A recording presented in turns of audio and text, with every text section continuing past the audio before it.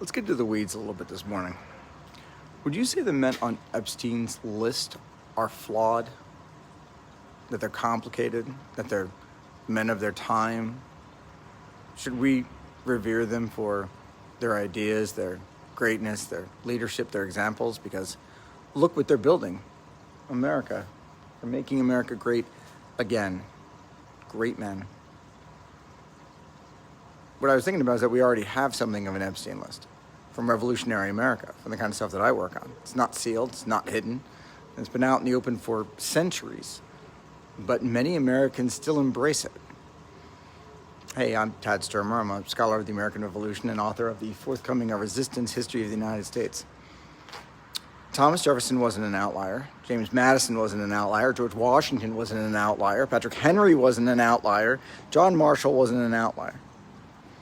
By 1775, nearly half of all enslaved people in Virginia were of mixed ancestry. How many people that you know of who are descended from enslaved people in the 18th century have European DNA? Maybe as much as 10% of the entire American population at the time was mixed.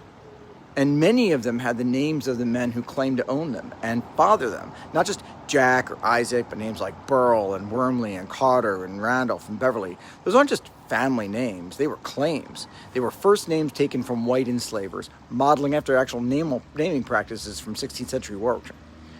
It was a cultural stamp of blood ownership, more to the point. It was a marker of origin, a marker of exploitation. And it was no secret. It wasn't sealed. An English minister recorded in his journal in 1774, a guy named Thomas Grockin, that every white enslaver's son that he ran into was exploiting, in his words, the wenches. It was so rampant that he described it as a public health epidemic for Virginia. And so people talked when they heard what Thomas Jefferson was doing with Sally Hemings. She was 14 when he started. He was 44. And he was in love with his own power. At 16, Sally had to negotiate with him about the fate of the children he would impose on her for the rest of her life. 16. And she had the extraordinary presence of mind to forge a bargain with him. That's not a romance, that's not complexity.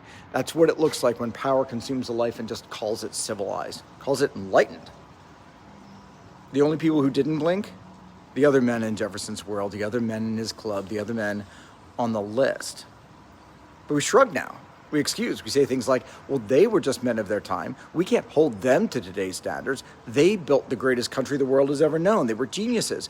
Don't throw all that away just because of some complicated personal behavior. Really? That's your standard? And extend that thinking. Take it to the next step. There's an implicit statement in every excuse for the patriot exploiters. It was okay. It was worth it. Women and men like Sally Hemings were casualties, sacrifices on some altar of liberty. That was the cost, we're told, that Jefferson and Madison and Washington had to impose to build America. So accept the lost lives, accept the destroyed lives, accept the lost girls, the lost boys by the thousands, by the tens of thousands, because America was worth it. Talk about that. Let me know what you think about that. They're just casualties, I suppose? Maybe you don't want the Epstein list released. Because what if those men are just geniuses too?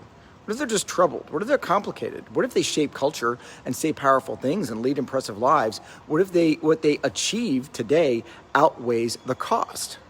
Are they making America great again? Or would you protect them too? Wrap them in the same words, the same ideas, the same concepts, the same excuse? Are they worth the price their victims paid? Yeah, abusers, but maybe just complicated. Maybe just men of their time, of our time. Don't judge them by your standards. But here's one suggestion. Maybe the words of men like Jefferson don't mean what you think they mean. Maybe they were never meant to apply to all of us. Maybe we've spent 250 years pretending they did because the alternative is, what? Admitting they weren't who we made them out to be? And that America isn't what we think they made it? So maybe we can do better? Maybe the true measure of our time is how little we want their world to continue to govern ours. So let's not talk about imposing modern values on the past when those values are standards for all time. Abuse, exploitation, violation. 14 years old. Remove the historical frame and what's the difference? Or do you believe there has ever been a world where that was acceptable? Or in some part of yours it is?